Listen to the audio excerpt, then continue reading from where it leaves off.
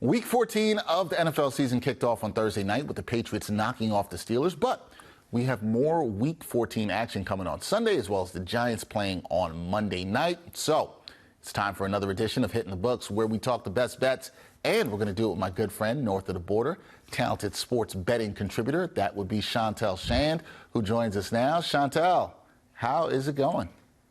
It's going good, Dex. Excited for this slate of NFL games this weekend, and always fun talking football with you. Always fun to do this. All right, Shantelle, let's start with the Jets. They are hosting the Texans. They are 3.5-point home underdogs. A ton of points not expected in this one, as the over-under is currently 33. Jets, they're losers of 5 straight games. The Texans, they're looking for win number 8 on the season, which might surprise some people. So what's your best bet for this matchup? Well, this is really interesting because the line for this game has actually moved. The Texans were 5-point favorites earlier in the week. The Jets defense still very solid. The one thing that is always a concern is their offense. Zach Wilson is going to be starting for this one, and we know that he has struggled all season long with this offense to put up points. And then you take a look at the Houston defense, and they shut down Russell Wilson last week. So Houston's also in a very interesting position because that Trevor Lawrence injury in Jacksonville at the top of the AFC South. But if you really think about it, that division is wide open also for that wild card spot in the AFC. And CJ Stroud, he just gets it done. You think about the fact that Tank Dell got hurt, and then Nico Collins just has a massive game because CJ Stroud just figures out a way to get his teammates going, and then you see all of that progress. As for the Jets secondary, listen, they still have a really good secondary as well. Sauce Gardner, DJ Reed, Whitehead. But I just think CJ Stroud will figure out a way to get this done for his squad. So I'm going to lay those points with the Texans. All right, laying the points with the Texans and a rookie QB figuring it out. We will see what happens at MetLife Stadium on Sunday. Now, speaking of Sunday, big matchup for the day is in the NFC East. The Cowboys, they host the Niners. The Cowboys here, 3.5-point home faves, over under is 52 in this one, so the total opposite, expecting a lot of points in this one. Are you rolling with the boys, or do the Eagles bounce back here after getting beat down by the Niners last week? You know what's funny? Once you play the Niners, the week after, the team still struggles because that Niners defense really beats up on that team that they just played. This is a very important divisional matchup, and I think it's time for Dak Prescott to really, really shine on prime time.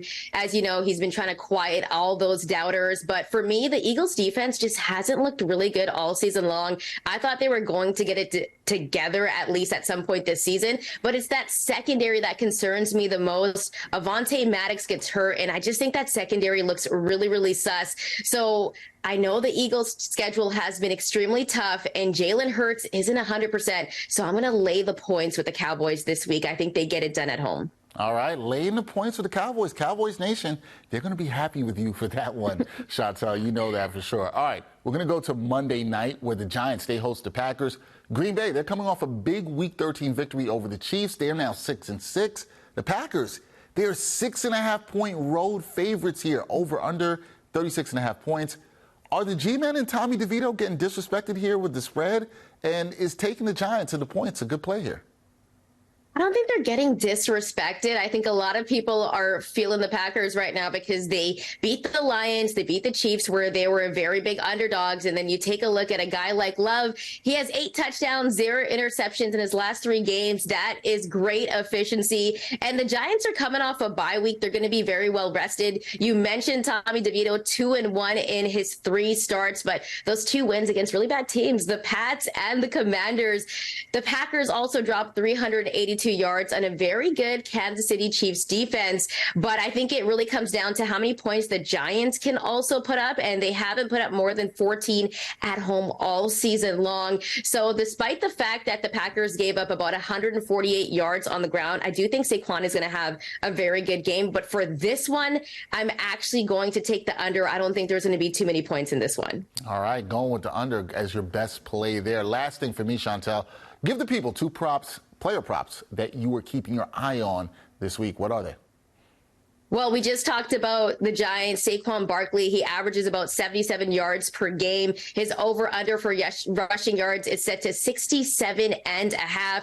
And The Packers gave up 110 yards to Pacheco last week. So I like the over here for Saquon Barkley. And my second pick would definitely be CeeDee Lamb on Sunday Night Football. I just don't believe in this Eagles secondary after that Avonte Maddox injury. So I think CeeDee Lamb is going to ball out. His over-under for receiving yards, 92.5. I like the over there as well. All right, CeeDee Lamb and local ties there with Saquon Barkley in the player props that Chantelle's picked for this week. Chantelle, always a great time talking football and NFL betting with you. It was really good. We'll see how all these picks turn out. Thank you so much. Thanks so much for having me, Dex.